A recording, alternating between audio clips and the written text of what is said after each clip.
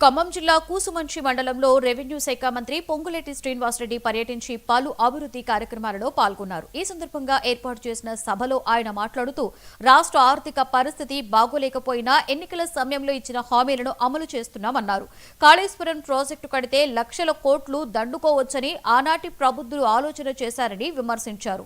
రాబోయే 3 ఏళ్లలో అర్హులైన వారందరికీ ఇందిరమ్మ ఇల్లు ఇస్తామని ఆయన స్పష్టం చేశారు.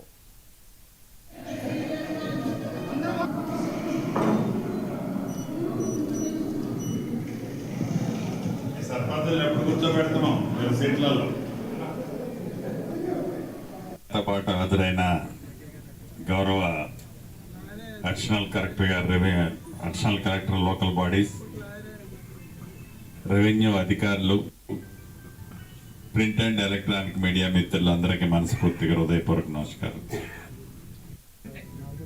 మీటింగ్ హాల్స్ ఉంటాయి, లేకపోతే సర్పంచ్ గారి గది ఉంటుంది. ఆ గదిలో వాళ్ళు మంచి విలువైన పుస్తకాలు పెట్టుకున్నారు. సో ఆ బిల్డింగ్ లో ఉన్న 4 రూమ్స్ లో ఏదైతే పాత రోడ్డు ఉందో, ఈ నాయకన్గూడ ఊళ్ళో నుంచి పోయే పాత రోడ్డు సూర్యాపేట టు అశ్వరాపేట రోడ్డుకు సంబంధించింది మన హయాంలోనే సుమారు 90 లక్షలతో అవన్నీ కూడా రెన్యువల్ చేయటం జరిగింది. నాయకన్గూడ గ్రామంలో అంతర్గతమైన రోడ్లు 90 లక్షల రూపాయలతో అనేక సీసీ రోడ్లు కూడా మనం ఏర్పాటు చేసుకున్నాం. గౌరవ ముఖ్యమంత్రి రేవంత్ రెడ్డి గారి నాయకత్వంలోని మన ప్రభుత్వం అభివృద్ధి సంక్షేమము 2 కళ్ళల.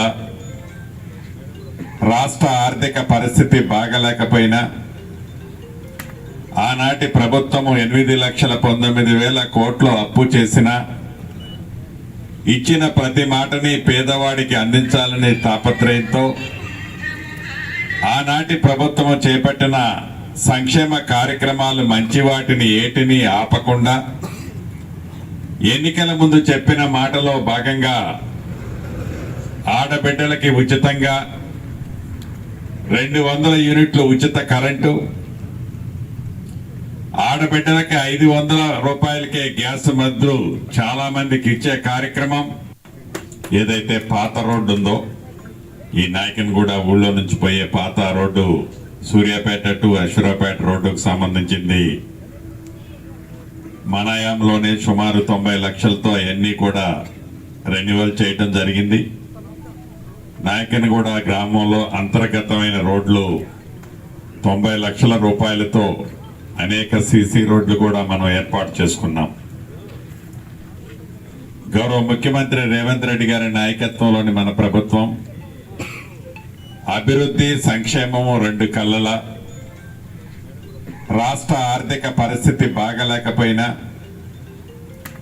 ఆనాటి ప్రభుత్వము 8,19,000 కోట్లు అప్పు చేసిన ఇచ్చిన ప్రతి మాటని పేదవాడికి అందించాలనే తాపత్రయంతో ఆనాటి ప్రభుత్వం చేపట్టిన సంక్షేమ కార్యక్రమాలు మంచి వాటిని ఏటిని ఆపకుండా ఎన్నికల ముందు చెప్పిన మాటలో భాగంగా ఆడబిడ్డలకి ఉచితంగా 200 యూనిట్లు ఉచిత కరెంటు,